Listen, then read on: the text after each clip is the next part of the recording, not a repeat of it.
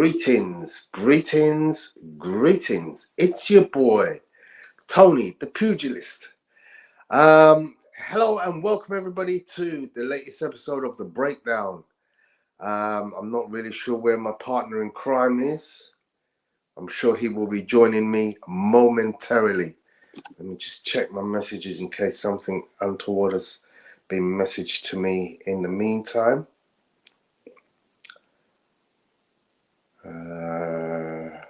Let's just see. Hope everybody is well, having a blessed day, enjoying whatever action is going on. It's been a big weekend of boxing, so there was a lot of action to watch, a lot of action. Yeah, so we've got a lot of things to chop up today. I want to call tonight's show the KO show because we had a lot of good KOs. So yeah, got a lot of action to get through. Don't seem to be getting too much from base at the moment. But anyway, in tried and tested fashion, I will do what we normally do. Housekeeping rules we say hello to the people in the room. First in the house for us today was Untraceable, the champion. Once again, big up to yourself, Untraceable. Well done. Philip Answer, my guy. Yes, bless up to you. Dan the man, hardest working man. Salute, manners and respect to you every time.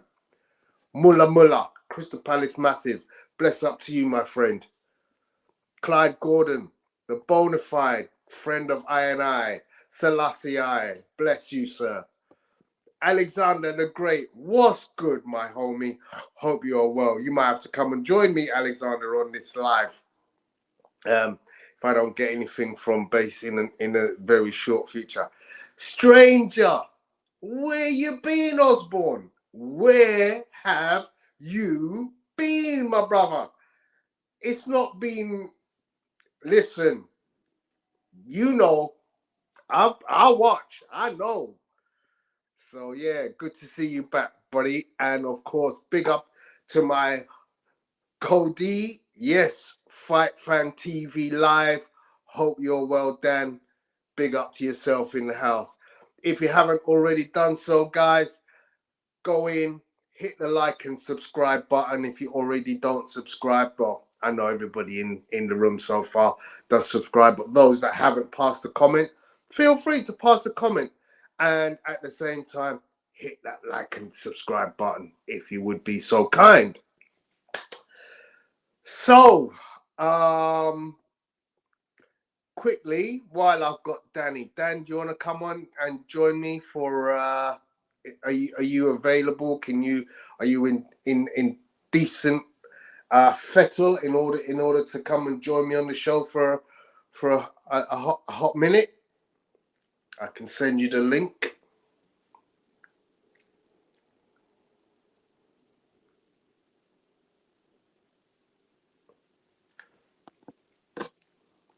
Jonah 31, big up to you. Hope you are well, my friend.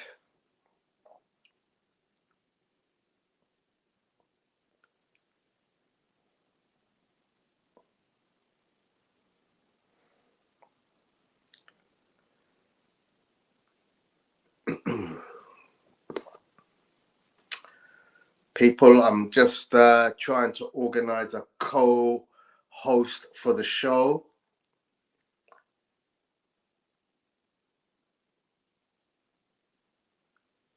So if you would just bear with me. Oh, here he is. Yeah, apologies. I've had some issues, as you can kind of see. I haven't really got good lighting. I'll make do. Okay, it's what it is. Yeah, you should have just jumped on, to be honest. So I've done the big ups to the people. We've got a stranger coming is in the house that we haven't seen for a little while. That's my boy Osborne. Good stuff. Good stuff. What's happening, Osborne? All right. So, okay. So we've done all the greetings and everything, yeah. We have indeed, yeah. All right. Yeah. So, Look, other than technical issues, Base, how are you, brother? a little bit tired at the moment, guys. You know what, Tony? Carry on. Let me Okay, see if I can. I'm gonna try and see if I can find a different device. Yeah. Just keep going. I'll no still be problem. here. One sec. No problem. Okay, yeah. So, in terms of how I'm feeling, I've got to admit, I've got some kind of bug has hit me. I don't know if it's been around kids that has affected me, but yeah, I've picked some up. Not feeling on top of the world. Had a sleepless night last night, but you know what? We graft on. You know, these things happen. But yeah, I hope all of you are well. Might be the fact that we had a little bit of sun. I don't know if that affected me. My body might have just reacted. Um, but yeah, I'm looking forward to next week. I go away to Paris for the Olympics. Fight Fan TV Live will also be there. Fight Fan TV says, am I on 6 weeks holiday yet? Yeah, I have started now. So yeah, we're officially in holiday mode.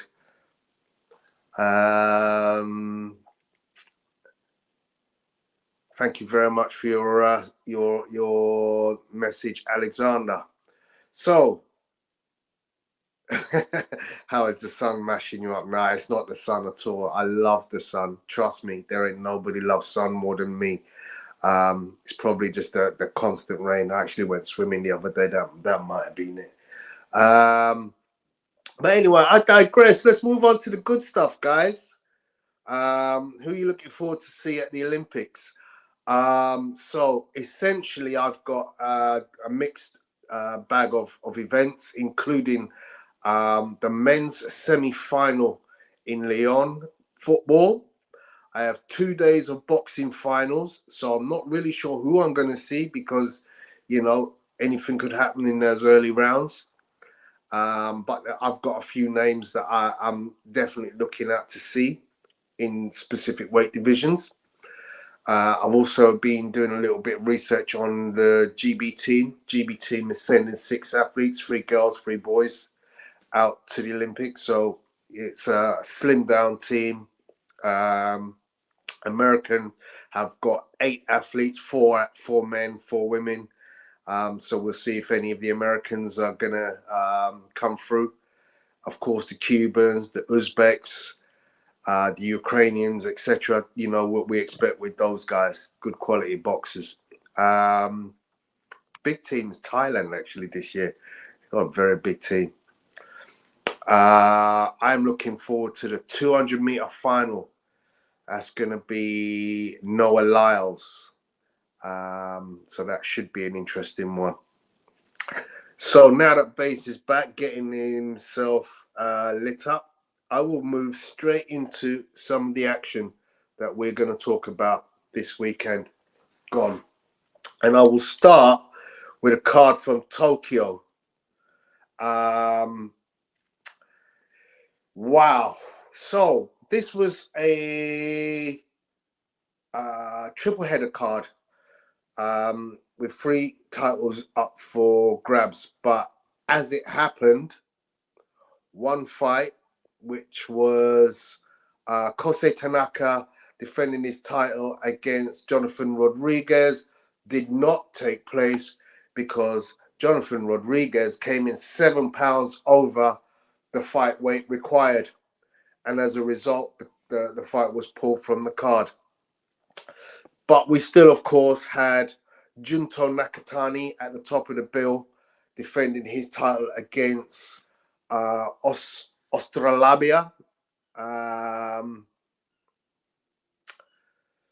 And here we have a bit of the action. So, is it Vincent Australabia? Australasia. Australabia. Vincent Australabia. There we go. And they've tailored the tape. 2-inch height advantage for Junto. Slight reach advantage for Junto. I had seen Australabio before somewhere, and the name rings, rings several bells before this fight took place. So I was quite interested to see, obviously we've seen a huge dominance at the lighter weights by Japanese boxers, including the Inoue brothers and Junto. And I was very interested to see how Junto was going to perform in this one. Unfortunately, that was it, my friends. Cat straight left to the body. Boom. Perfectly placed. As you see, the lead right hand to the guard, brings the hands up or gives him the necessary distraction to be able to reach that pot shot right into the tummy. And that was it. Night over. I think it was something like 60 seconds. So that fight was the headline, but it was very short work for Junto Nakatani. The streak goes on. He is now, I have to find it.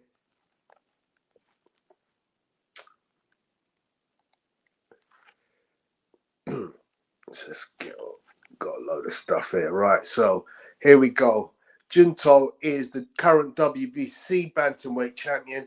He's looking at matches to unify, potentially against countrymen in Takuma Inoue and Yoshiki Takei, and also Ryosuke Nishida. So we got complete domination of the bantamweight, and of course at the higher super bantamweight, Naoya Inoue holds all the belts. So it would be very interesting if unification matches start taking place between those Japanese fighters. Of course, one way underneath, you've got some very interesting fights still as well there in Kosei Tanaka and Kazuta Ioka, all also native Japanese boxers. But of course, there's a big name there, the WBC holder, Bam Juan Francisco Estrada. Sorry, no, that's not Bam. That's Estrada, isn't it? Juan Estrada. So that would be a good matchup. Bam is the weight below that, and his name has also been mentioned in discussion for potential matchups for Junto. But as you see, there's loads of good options and loads of good fights in that group of weight categories. Base, what was your thoughts? I know it was short work, but your thoughts? Yeah, to be honest, nothing different to kind of what you said.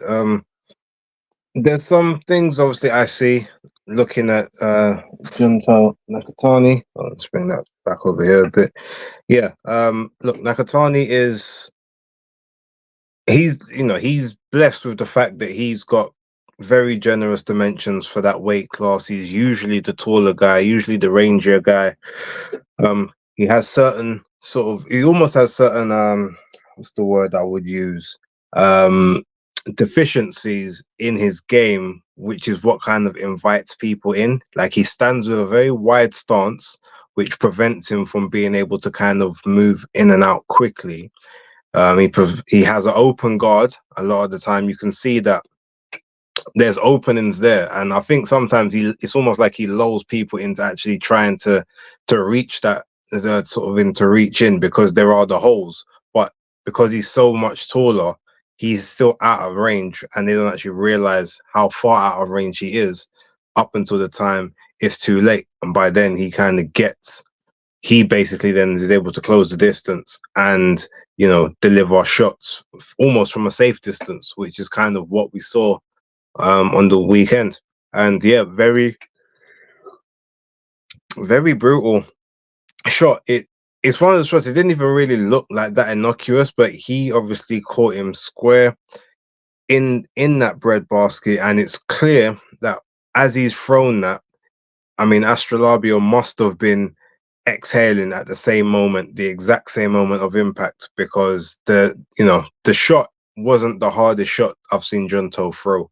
But yeah, it took him out. He managed to get to his feet, and then as the ref was like, "Do you want to continue?" He just folded and folded back over. So he was in a big amount of pain at that point.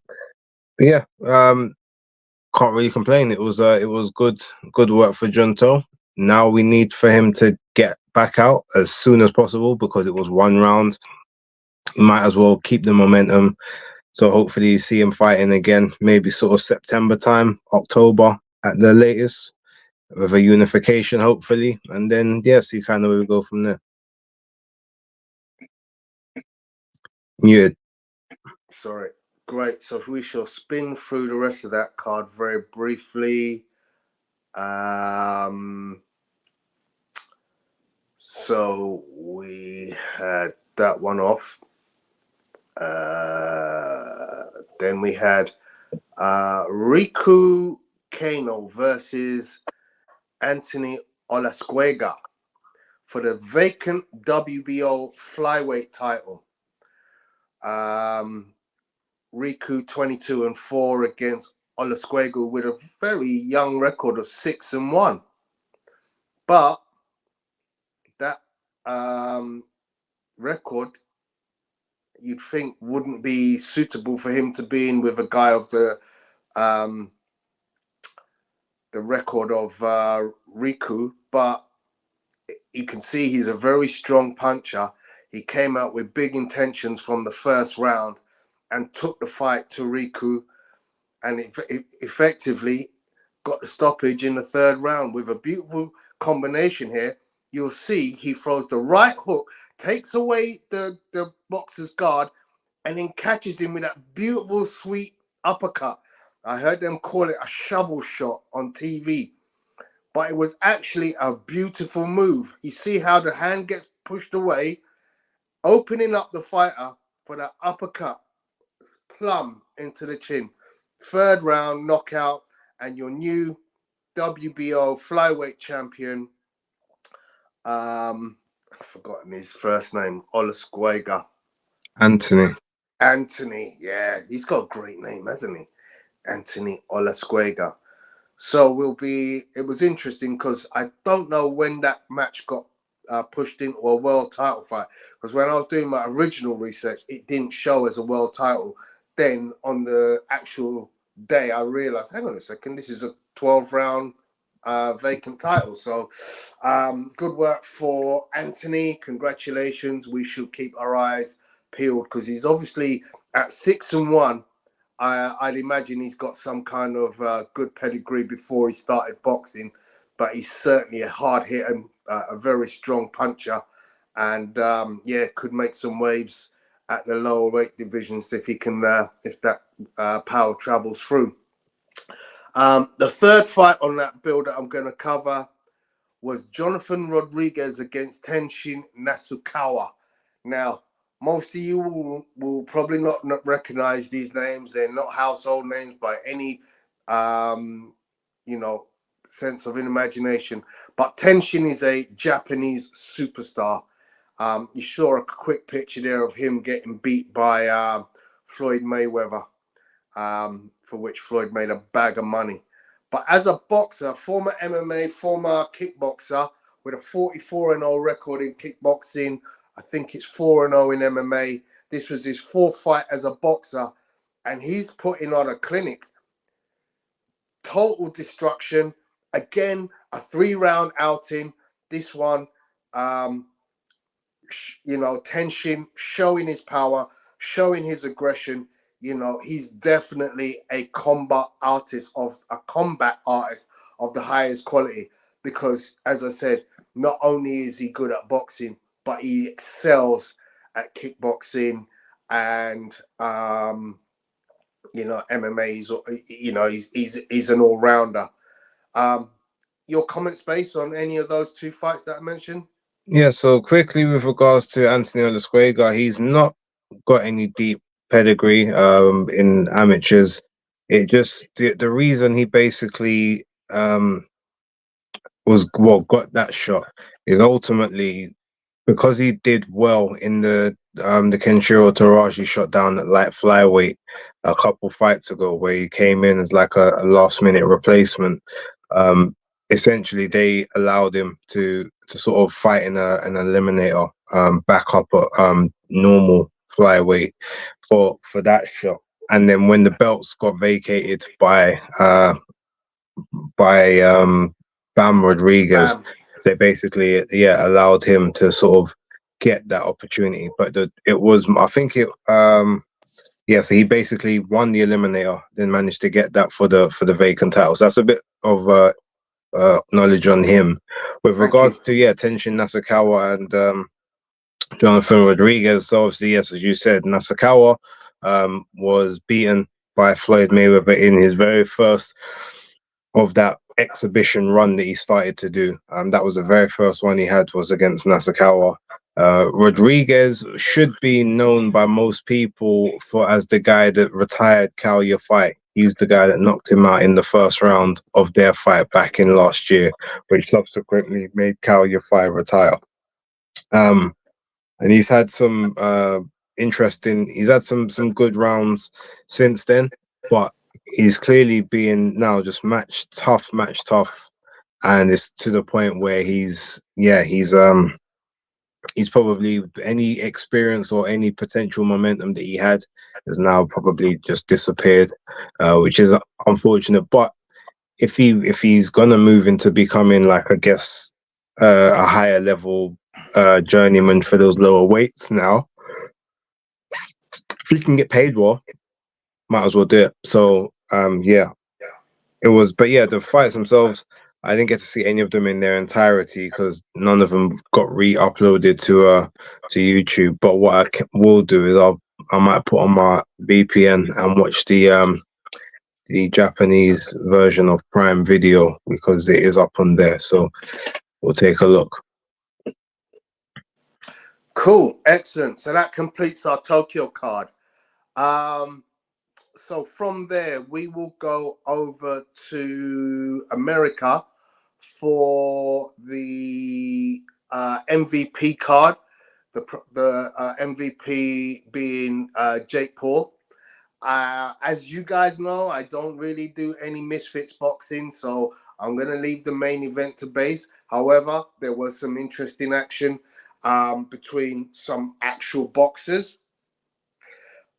Starting off with Amanda Serrano defending her titles. Oh, no, she wasn't defending her title. She had gone up in weight, right?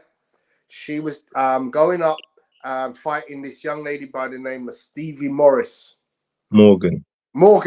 Apologies, Stevie. 14-1 Stevie with 13 KOs. So she obviously, with that kind of knockout record, seemed to be quite strong. She's a big girl, 5'8" against 5'5". It doesn't look like that huge a difference in size, but in the ring, the size difference looked clear.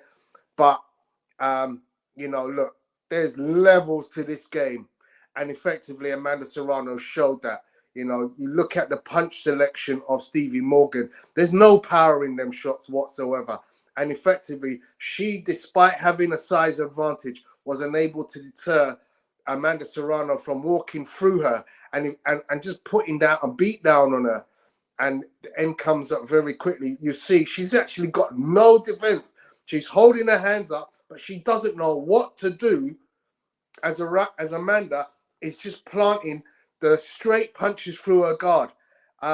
So Stevie Morgan at this stage, showed to me that she just hadn't got the IQ to be in a battle with somebody of significant boxing capabilities as Amanda Serrano.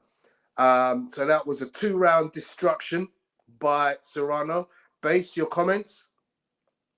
Pretty much the same as you. Obviously, Stevie Morgan must be a club fighter, essentially.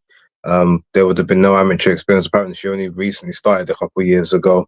And it showed the leaky guard, like horrible stance, horrible defense. I don't know how she KO'd 13 people, if I'm honest, because not one shot that she threw had any kind of purchase on it. Now, I'm not saying that it's going to be the biggest of shots, but it should at least be able to kind of deter someone coming up from 126 and someone who's campaigned as low as 115 pounds. But yeah, I guess she was there to kind of be a showcase for Amanda at that sort of 135 plus 140 weight division. Obviously for her to get that Katie Taylor fight in November, and mission accomplished, because it was a showcase. It was a nice demolition with no damage received. So yeah, rolled on Katie Taylor in November. Yep, so that's going to be taking place at the AT&T Stadium in Dallas, Arlington. Stadium I know very well, because most of you who know me know I've been to that stadium, with the home of the Dallas Cowboys. 100,000 capacity, so they're expecting a big one. Headline by Jake Paul versus Mike Tyson, apparently, so they reckon. But yeah, I it's going to be interesting how they're going to fill that 100,000. We shall see. Okay, next on the card of boxing interest, very briefly, Shadazia Green coming back from her loss to Franchon Cruz-Dezern, was up against Natasha Spence, who was 8-4-2. I didn't actually see this fight, Base, so I'm going to let you just say exactly what happened. I saw the picture of Shadazia on the floor. Was it a slip? But yeah, Shadazia No, I didn't see it. I just know the result. Okay, so unanimous decision win for Shadazia. Now, that takes us very quickly then into what will go down as potentially knockout of the year. So there's a kid called Ashton H2O Silv. He's managed by Jake Paul. He's a member of MVP Promotions. And let's get the right one. And essentially, he's been touted as the next big thing. 11-0 record, 9 KOs. He was going in against Lucas Bardi of Canada, who was 16-0, giving 10 years away in age and an inch in height. Obviously, as I said, ESPN's Ringside Prospect of the Year, ready to make a statement. That was the prelim. That's what they were saying. And let me tell you, for 5 he beat the bejesus out of Bardi, or he was beating him for the first 5 rounds, won every of the first 5 rounds with ease. And then what you just saw there, my friends, the most concussive two-piece. You might say there's 3 punches thrown, but there's 2 that concussively strike. One knocks him out, the other one, oh man, gave me feelings of Tommy Morrison. Whew. Against Ray Mercer. And those of you who know that knockout will know what I'm talking about. This is a great angle. The right hook gets him, boom, the left hook. Oh my days. As I said, prior to this knockdown, Ashton Silv was looking very good. I was listening to his preliminary talk. He was saying, you know, I'm very confident. I'm going to go in there. I'm going to show how good I am in this game. You guys haven't really seen the best of me. I'm going to be the next Floyd Mayweather. And I think he even used Floyd Mayweather as reference of how good he thinks he was. Well, what a come down from height that fight was for him. And as you can see, destructive. Bit worrying, the referee decided to leave the fighter on the floor and go attend to Bardi, who was celebrating on the turnbuckle. Now, as far as I'm concerned, that fighter was in danger. You needed to be attending to that fighter. There's no way you should be running after a fighter who's on a turnbuckle celebrating a win. Leave that to his corner. Your job as the referee is to tend to that fighter. So I thought that little bit of action and that reaction by the referee gave me huge cause for concern. And you know, I hope the authorities also take that as something that they need to address. Base, your thoughts? Yeah. Look, the fight itself, I mean, Silv pretty much was boxing a perfect fight, especially for the first 5 rounds. But the trappings of youth got him. He started getting comfortable, too comfortable. He started switching unnecessarily, which he didn't need to do. And he started dropping his lead hand, which was always protecting his chin in the earlier rounds. And all it took was one moment of opportunity for Bardi to basically throw his Hail Mary shot. And the shot that actually done it wasn't even really the two-piece initially. It was after Silv dropped his guard in initially, and he actually got caught with the first right hook through the lead hand that he was actually trying to pour out. And that's the one that sort of stumbled him and started the trajectory. And Bardi pulled back the right hand again, came straight through with the right cross, or the straight right cross, like that brick hand, as someone like Tank Davis would call it, which basically obviously stunned him. But I feel like he was still okay in that moment. However, that sweeping left hook came and just finished the job. Face plant down on the ground. I agree that the referee was too focused on the guy celebrating. Okay, so what if he's celebrating? Right now, your job is to make sure that this guy, number one, your job is to make sure this guy's okay. But number two, get him into that recovery position. Calling, beckon those doctors in to get some oxygen on him, because the whole time he was down on the floor for nearly 2 minutes or whatever it was, no oxygen was administered, no one moved him, he just stayed in that same position. And you're focused on you might say that Bardi jumping on the turnbuckles when the guy is like motionless on the floor, it might be bad taste, quote unquote, but there's nothing illegal against it, there's nothing immoral against it, and that's not your job to police his celebration, especially once the fight's over. So yeah, that wasn't necessary. But yeah, it is what it is, and it was a great shot. And as you said, and as I obviously alluded to over the weekend, chances are that is gonna be the KO of the year. It's gonna be hard to top that. Unless someone has a straight one punch and out on the ground like that for that length of time, it would be very hard to top that. But yeah, it was a good fight. And overall, it was a very entertaining show, to be fair. Muted. Sorry. So yeah. So I can't comment on any other fights. I didn't see the Uriah Hall versus Julio Cesar Chavez. I literally have no interest in Julio Cesar Chavez Jr., that is. His father was the legend who I went to see twice fight in America, and he's easily one of my top 5 boxers of all time. But Junior, I mean, look, he had his successes as a boxer, but he came back and he fought Uriah Hall. Yeah, Hall's second fight as a boxer, obviously coming from MMA, coming from the UFC, I think a couple of other sports.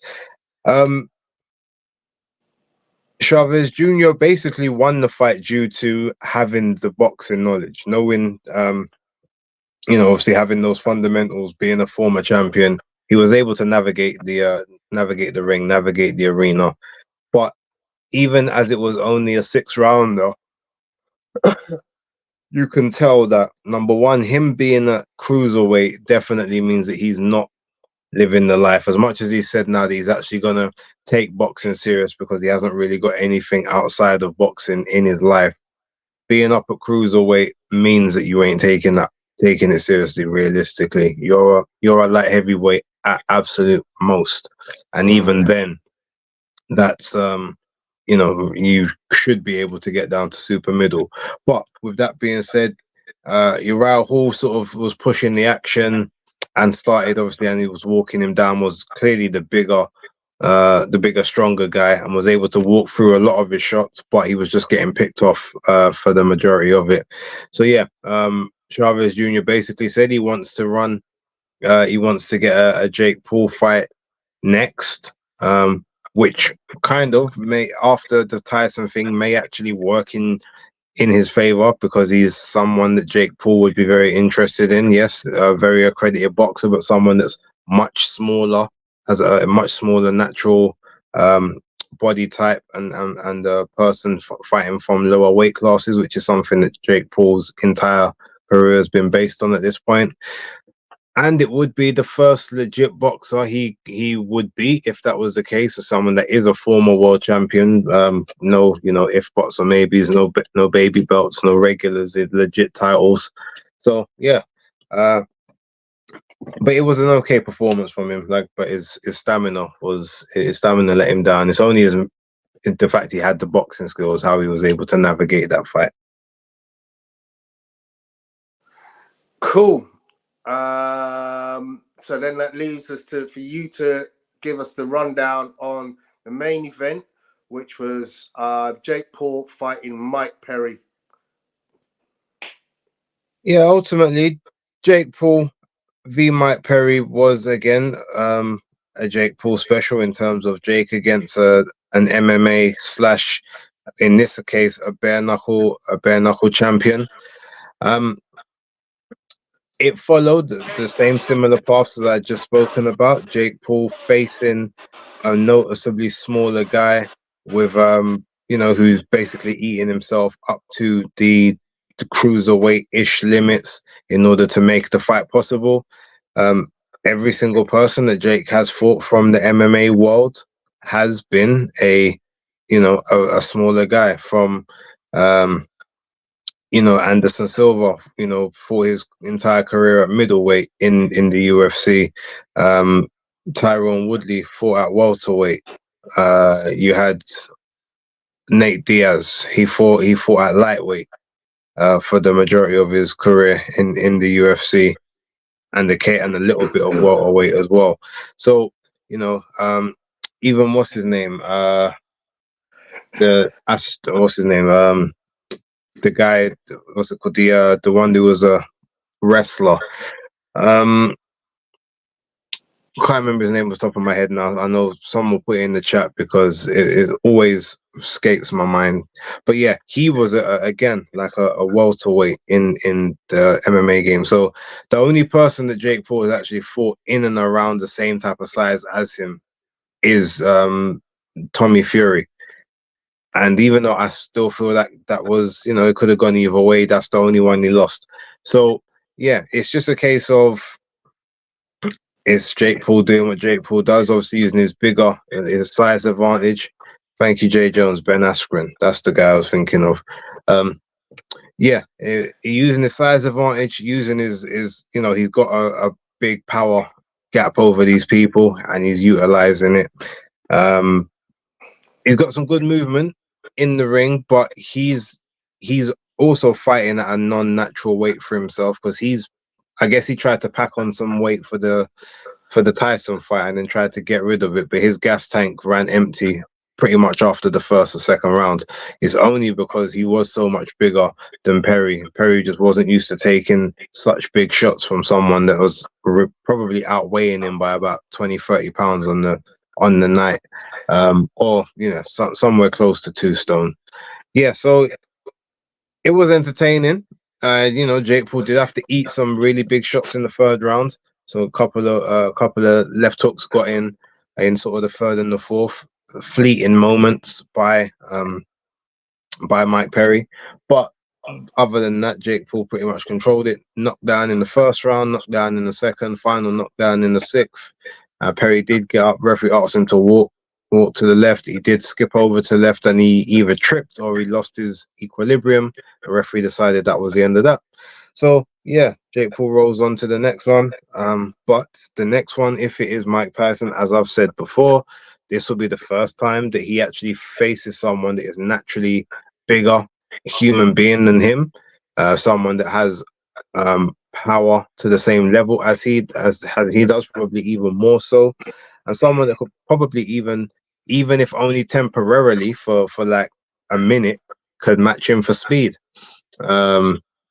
Someone that could actually get in and get into range. So while I understand a lot of people believe in it shouldn't happen, and I agree from the aspect of him being an elderly citizen, so to speak, of being almost a senior, I still feel like this will be a lot harder than people actually think it will. And I think there's surprises to be had in that fight. But yeah, that's sort of the thoughts on that main event. Overall, it was a very fun card. Obviously, I didn't purchase it, but it was a good card to watch. And to be honest, Jake Paul always does have his actual cards are always actually very entertaining, and they always have good boxing matches on the undercard because they promote proper boxers. They have a stable of up and coming fighters, and I'm happy to see them continue. Excellent. So that leads us, ladies and gentlemen, to the last card of the weekend that we're going to cover. I hope some sneaky little card somewhere, I'm sure, that I'm missing, which was, of course, the Magnificent Seven Queensberry show from Birmingham, headlined by the rematch between Brad Pauls and Nathan Heaney, which is an excellent fight. If you haven't seen it, it was worth the wait. That was a very entertaining fight. But let's talk about the undercard before we get into that big one. I'm going to start briefly talking about Solomon Dakers against, I forgot his first name, Michael Webster. They had met before, so they knew each other. They boxed before. And essentially, this looked like a snooze in the early rounds. Was totally uninterested in what was going on. So I went away, and before I knew it, I came back and the fight was over. I was like, what's happened there?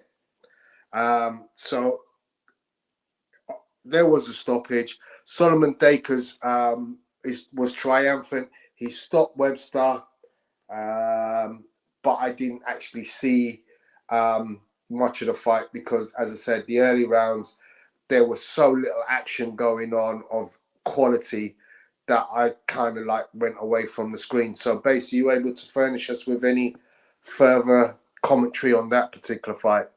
Yeah, ultimately the fight itself, as you said, for the first three and a half rounds before the initial set of knockdowns happened, was actually a worse fight than the first one.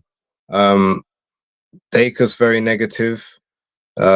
Webster didn't seem as good a shape as he was in the first one. He was, sort of not necessarily moving as quickly or with as much urgency as he did previously. But there was subtle exchanges between the two. There's a lot of feinting with the lead hand. Now, obviously, I know this is going to sound a bit silly because no one likes to get hit, but Dakers is almost like he's got a super aversion to getting hit because anytime he got anywhere close, anytime he gets hit, it looks like his whole shape just evaporates, and it takes him like a moment or a couple seconds to get himself back together or get himself back into a stance to start attacking again. And that's just kind of what it seemed like in those first couple of rounds. And yeah, it was just ho hum. It was just boring. We thought, okay, it's going to go to another decision. Then fourth round happens. He gets him with a decent shot. And from that particular shot, it disturbs Webster. He actually then lets his hands go a bit, and boom, Webster hits the ground, gets up on the 9, but the referee still manages to he allows him to continue. And then it's more of the same up until we get to the 7th round. And then the 7th round, it happens again. And at this point, I don't think Webster, he doesn't have the tenacity or the will to beat the count. And yeah, that's pretty much how it went. It ultimately comes as another stoppage, so it's 9-0 with 3 KOs now for Solomon Dacus. But again, the performances have just got to improve if you want to stay on TV, because it was boring up until that point. Excellent. Okay, I'm gonna go to Base always doing monologues. Read the comments, bro. What's that? What comments? I'm not really sure what you're saying there, Jay. We do, of course, keep our eye on the comments, and if there's anything apt, then of course we will address it. So if there's something you specifically wanted us to address, then please let us know. Right, so we will go to Ezra Taylor, who a very exciting young light heavyweight. He was fighting Carlos Alberto Lamela. I've got nothing here on this apart from a couple of pictures, but essentially Ezra went through the motions in this fight against a very strong Carlos Lamela. I mean, you know, Ezra hit him with everything through the 10-round fight.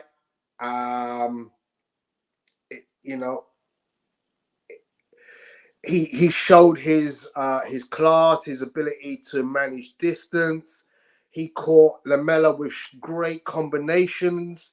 His footwork was pretty decent, and he even had time towards the end of the fight to do a little bit of showboating. Not as bad as what you get. I shouldn't say bad, because I like Ben Whittaker's showboating to a certain degree. But yeah, kind of a la Ben Whittaker, you know, a couple of things in the last few rounds to kind of show, you know, I'm in total control. But I think that if we're going to be honest and say, look, we're going to criticize Ben Whittaker for not getting rid of some guys, then Ezra Taylor, we can also probably say, you know, did he really try hard enough to get rid of Lamela, bearing in mind the percentage of success that he was having against his opponent. But having said that, as I said, Lamela was extremely tough. And, you know, you can see that by the types of shots that he was taking. You know, he was taking flush uppercuts and hooks to the head and body. I like the way Ezra was moving from body to head throughout the entire fight, you know, selecting good combinations, you know, slick counters, everything is in his arsenal. And as I said, you know, Lamela needs to be given credit for having one hell of a chin. So this was a 10-round win for Ezra Taylor. He moves on. As I said, very impressive performance. A guy that, you know, I think has got a lot of a very high ceiling in the sport. Base, what were your thoughts on this one? I only saw the last 3 rounds, so I can't really comment too much on it. Okay. Let's see if there's any comments. Cool. All right. So, well done, Ezra. We will move on to Chantel Cameron, who was having her debut for Queensbury, having moved from Matchroom, having lost her fight to Katie Taylor. And in all honesty, again, I've got no action of this, because it was kind of one-way traffic for Chantel Cameron. Elhem Makaled, a fighter that we've seen on our shores before, a record of 17-2-0. So she's a very ring-worthy opponent for Chantel Cameron. This is not to say it was a one-sided fight, but Chantel just looks physically so much more imposing than LM. And, you know, she's kind of like gets into a groove, and then she's just walking through what LM's got. Now, LM's a boxer. You can see that she's trying to move. She uses a lot of body movement, slips and counters herself to make contact. Whereas Chantel is kind of very monotonous and kind of like Frankenstein. I remember I was watching this fight and thinking to myself, she has zero head movement. Literally zero head movement. And literally was like, okay, I'm going to be the dominant force in this fight. I'm going to lead from the front. I'm going to be first. I'm going to be last. But in between, where Ellen is able to slip punches and throw her own stuff, she got nothing to do. I mean, she blocks punches quite well, but she doesn't move her head or anything. She doesn't do anything to put herself into an alternate angle to her opponent other than, I'm right in front of you. She's not going to be, you know, I tell you what, I'm going to jab you here, slip around the left, boom, boom, boom, and hit you from an angle. You know, none of that. She is very much, I'm in front of you, I'm going to hit you and hit you and hit you, and unless you can hit me harder, I'm going to win. And that's how she wins. That's how she won. Yes, you know, and it's not an easy win. It's a clear win. But as I said, you know, she's, to me, I'm not sure if, you know, she's one of them that could possibly do with a change of scenery. And I mean by way of trainer, because, you know, she might be getting a bit stagnant. That was her new trainer. She literally just was it? joined them for that fight. Thank you for that intel. Didn't even realize. So, yeah, I mean, maybe then she's just getting to grips with that training team and, you know, going through steps of development. But yeah, they need to work on some movement for her. Your thoughts on the fight, Base? Yeah, I mean, look, when you called it one-way traffic, I'm happy that you then kind of corrected yourself to say it wasn't a one-sided fight, because it wasn't one-sided in the slightest. The biggest advantage that Chantel Cameron had in that ring was the fact that she is so much naturally bigger than Ellen Mekhaled, because she was able to, you know, walk through it. She's got a great chin. She's never, from what I've seen, been wobbled in the pros, which obviously there's a lot of women that don't necessarily get wobbled just due to sort of punching power and whatnot. But her, if you look at the way that she fights, or the way that she has been fighting, it's very Joe Joyce-esque. It's like, I can keep walking forward, I can take your best shots, but you ultimately are going to just succumb to the pressure that I'm supplying you with. And in the first couple rounds, the first round, the second round especially, she was, to me, almost punch perfect. I'll give her that. Like, those first two rounds, it looked like she hurt and she wobbled LM Mekhaled on a couple of occasions. Looked like that fight wasn't about to go the distance. But LM is a very, very tough customer. We saw that from obviously her getting knocked down 2 or 3 times against Alicia Baumgardner and managing to grit it out and stay in that fight all the way until the end. Well, in this fight, from round 3 onwards, LM was actually blocking a lot of the shots that Chantel Cameron was firing. Like, she was catching them on the gloves, some was on the arms. Obviously, she was getting hit with some body shots or whatnot, but she was coming back with swift counters, left hooks, straight rights, uppercuts through the middle that were all pinging and you know, knocking Chantel's head left, right, and center. So it's crazy to me. From that third round on, it was very competitive until maybe sort of the 8th or the 9th. But by that time, all Chantel started to do was, rather than box, because she was actually not able to outbox LM. LM was the quicker of the two. She just started. She was basically using her physicality. You know, using her arms, using her forearms, using her elbows, getting told off by the ref for doing that, like getting told off by the ref for, you know, heads coming in, getting a bit too close, just really being up close and dirty, as opposed to actually like winning with clear boxing skills. Because of the two of them, even though Chantel had a good amateur career and everything, LM looked like the better boxer, looked like the quicker person, looked like she had the better timing, and she had the counters. So to see the scorecards of like 99, 92, and 98, 92, I disagreed with. That fight to me was more of a 97, 94, 97, 93, maybe a 96, 94 type fight.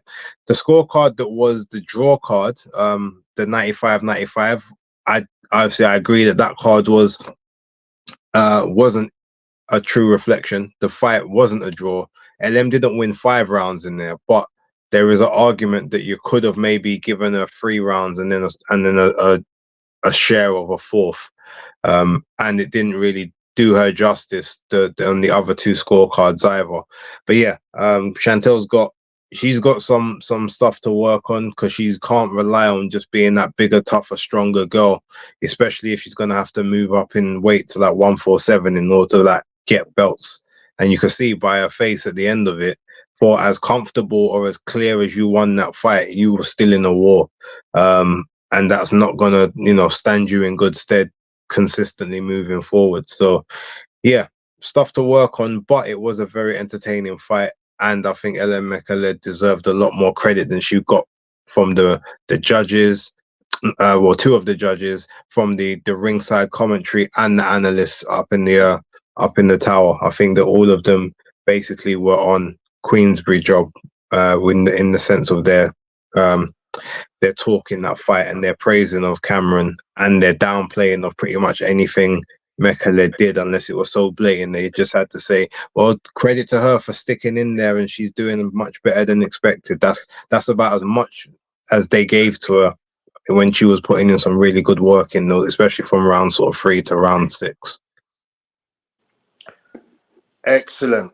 Okay, so the next fight that I want to talk about will be the British bantamweight title match and the Commonwealth bantamweight title match between Ashley Lane and Andrew Kane.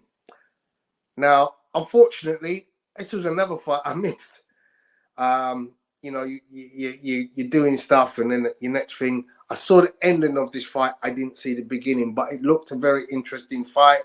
12 rounds for a championship, British championship, which was terminated in the 5th round when Andrew Kane put pay to Ashley Lane with a beautiful body shot. The rounds that I saw, Ashley Kane just totally looked too strong so Andrew Kane looked too strong for Ashley Lane.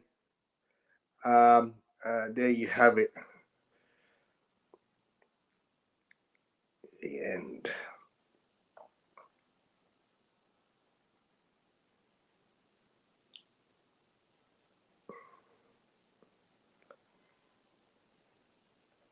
Kane didn't need to back up at any given time.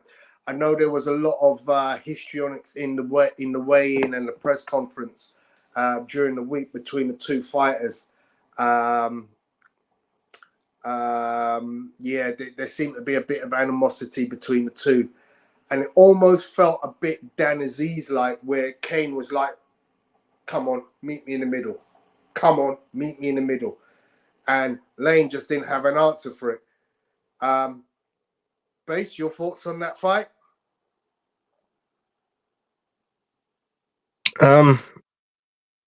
Ultimately, Ashley Lane fought the wrong fight.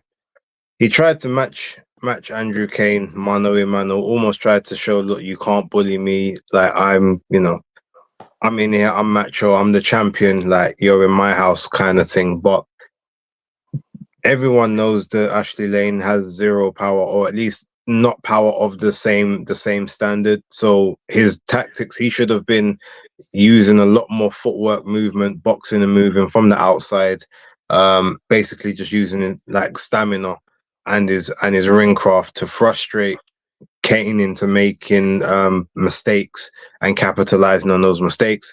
Instead, he tried to trade, I said, mano a mano against a guy that's visibly a much stronger, harder puncher than him. And it was only so long before he succumbed to both the pressure and the power. Good effort, but yeah, just very wrong tactics. That's pretty much my thoughts on that. Cool. So before we go to what I consider to be the last fight of the night, the main event, which was Nathan Heaney against Brad Paul 2, are there any other fights on the card or any other fights that you want to mention? Well, unfortunately, apparently the best fight on the card is the one fight I actually haven't seen any of, which I still can't get a stream they didn't upload it on TNT, which was obviously Echo Esserman against Iron Cooper. Oh, how did I miss that They put out? up a little highlights thing, but they didn't show the fight, so I can't Oh comment on the my actual fight God. apart from the knockdowns and stuff. Dude, I watched the whole fight. Wicked fight. And I have action. How have I missed that out? Yeah, apologies. Thank you for mentioning it. Oh my days, what am I thinking of? Owen Cooper, 10-0 versus Echo Esserman, 19-1-0. Eckerman with a 2-inch height advantage. Obviously, Echo coming off of that loss to Harry Scarf. Owen Cooper has fought once already this year. So this was a very interesting fight. Very. Echo, he's basically a boxer. You know, you can see that he's using his jab well, doubling it, tripling it, quadrupling it. And he's trying to outbox and outwork Owen Cooper. But Owen Cooper is a strong, gritty fighter. And he has his success. As you see, he had a very good overhand right. And there, boom! This now was after he himself had actually been dropped in a previous round. But that drop was that round 6, Base? That was round 9. It's round 9. And then round 10, Echo came back out and his corner gave it to him. I'm so impressed by the corner work of Echo, because they basically said, go in there and finish this guy off because this fight is too close. It was an extremely close fight. I thought Echo was a couple of rounds ahead, but there were some swing rounds, so you could easily have had that a draw going into the last round. And his corner were right to say, look, this is where you have to win this fight. You know, we've done the hard work. You have the engine, and he showed that he had enough energy in that last round to put on a hurt onto Owen Cooper in the last round and get the stoppage. But yeah, what a great fight. And you know, I can't believe I almost missed that fight out. It was so entertaining because it was so back and forth. And I got to give credit to Owen Cooper for his performance in that fight, because he made that fight as well as Echo Esserman. Esserman, of course, now goes on to, you know, trying to bring himself back up to a higher level in the sport, in the domestic scene, and this will definitely elevate him back in terms of the way he performed in this fight. You know, he boxed really well.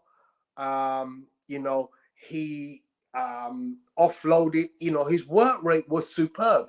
You know, there were rounds where he was just teeing off on Owen Cooper. But as I said, Cooper was all the way in this fight. You know, he was getting hit with barrages of punches. He was losing rounds heavily, and then he'd come back in the next round and he'd correct the whole thing, and he'd start battering Eckerman from pillar to post himself. And obviously, you know, it just was too much hard work done by Eckerman that ended up with Owen Cooper being unable to see the end of the fight. You know, this is definitely one of those where you go, you know, Eckerman showed that the fitness makes a huge, significant difference. Because I think that Owen Cooper literally just ran out of energy. You know, Eckerman is a hard hitter, but I think, you know, that the fact that he beat Cooper the way he did was by accumulation as opposed to raw power. Yeah, shout out to both Owen Cooper and Echo Esselman. Shout out to both of them. Cool. So, without any further delay, we move to the main event. And this was a rematch of the previous fight between the two earlier this year, which was also, a very entertaining fight with fighters hitting the floor and flipping up off their back and, action swinging back and forth. The first fight was definitely a fight of two halves where Heaney in the first 6 rounds was boxing beautifully and had Brad Pauls all over the place. And then the second half of the fight, Brad Pauls turned it on and he had Heaney in trouble. He was just too strong. And so for me, going into this fight, I kind of felt, well, there's two ways this is going to see itself out. Heaney will start fast and do what he did in the first fight. Can he extend those 6 rounds of dominance into 8 or 9 rounds? Or will Brad Pauls be able to engage with Heaney earlier than round 7, where he started to take over that fight in the first fight and effectively win more rounds so that he could get the majority decision in this particular battle? And what a battle it was. Again, as I said, they pretty much started off as I thought it would do in the first few rounds. Nathan Heaney was boxing very well. He tried to stamp his authority on Brad Paul. I think he was trying to say to Brad, look, you got me last time. You showed your power. But this time, I'm going to show you mine. And he just had Brad all over the place with his boxing, using good jab. His distance control was excellent. But it didn't last for long. Where's the knockdown? Knockdown in round 4. So first 3 rounds carefully boxed by Nathan Heaney. But in the 4th round, Brad Pauls gets his man and knocks him down with an absolute peach of a hook. And it's at this point that you go, that was what I was waiting for. One of these two fighters is going to change the trajectory of this fight from being a 6 rounds to you and a 6 rounds to him. And that's what happened in round 4. By Brad Pauls winning that round with the knockdown, he effectively set himself up to win this fight if he could control the rest of the fight through the 12 rounds. Now, from that point onwards, Brad Pauls was all over Nathan Heaney. And to me, I was quite sure that he was going to stop Nathan Heaney because he was just, it was a seek and destroy. It kind of reminded me of Marvin Hagler. He was going to go through whatever Nathan Heaney threw, and he was going to clock him with some of the best punches he could muster. But coming towards I think it was round 8,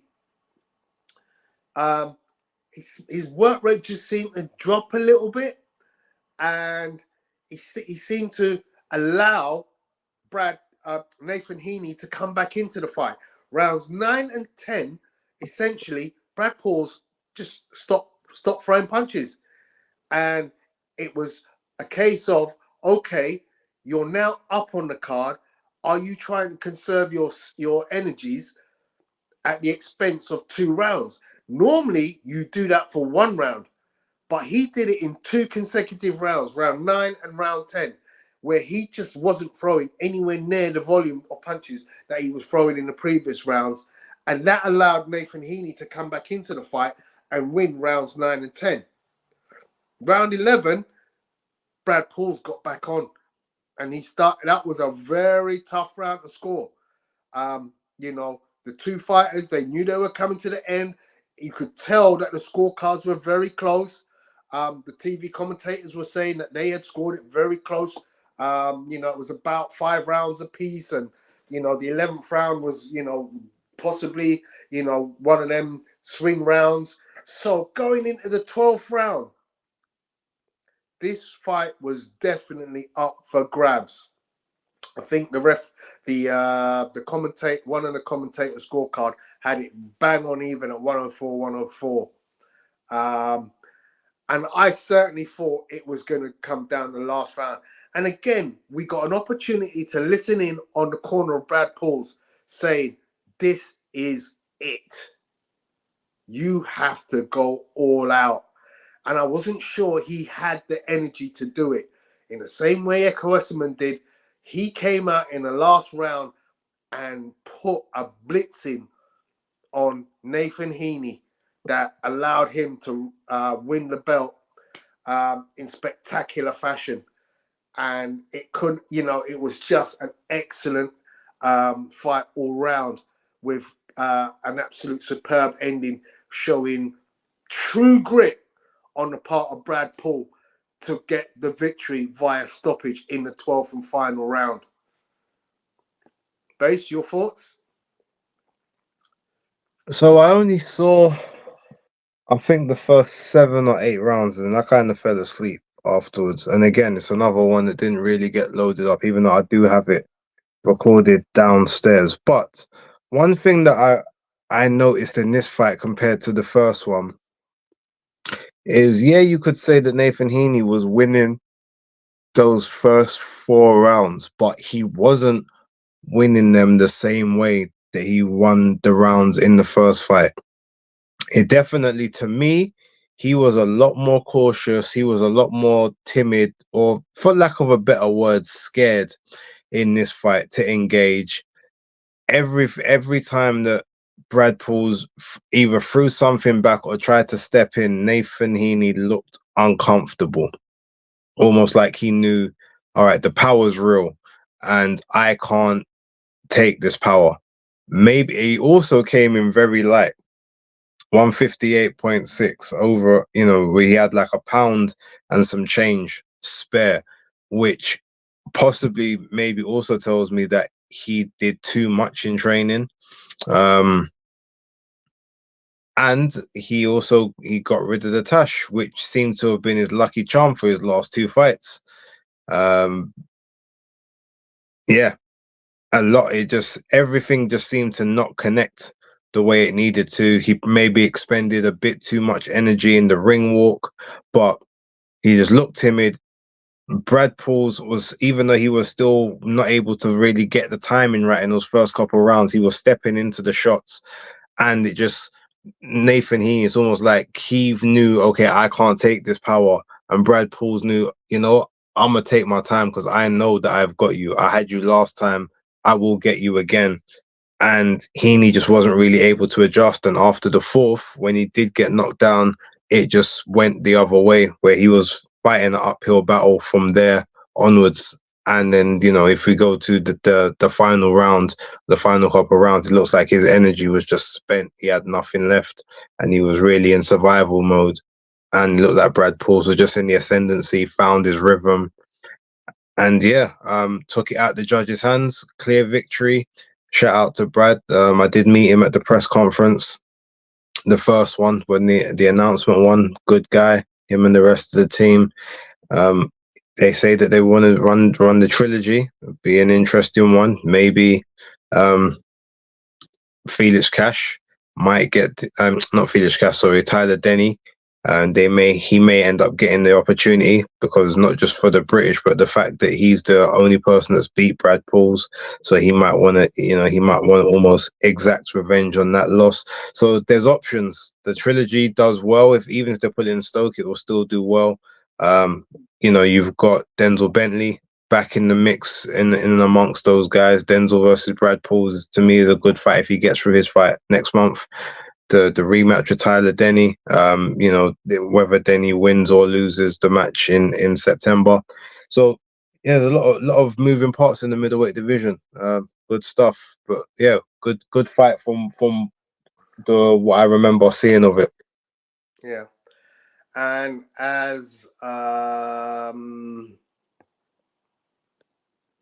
Customato, big up to you, says, overall it was a good night of boxing. Yeah, I thoroughly enjoyed it from early prelims all the way through to the end. It was enthralling. It had good matchups. You know, there were no gimmies. You know, so overall, excellent fight card. I was very pleased with that. So, ladies and gentlemen, that is us done with relation to all the action from the weekend gone. Catch me on my socials, YouTube, Twitter at Pugilistboy, and on Instagram, slightly different. It's Pugilistboy. Pugilistboy on Instagram.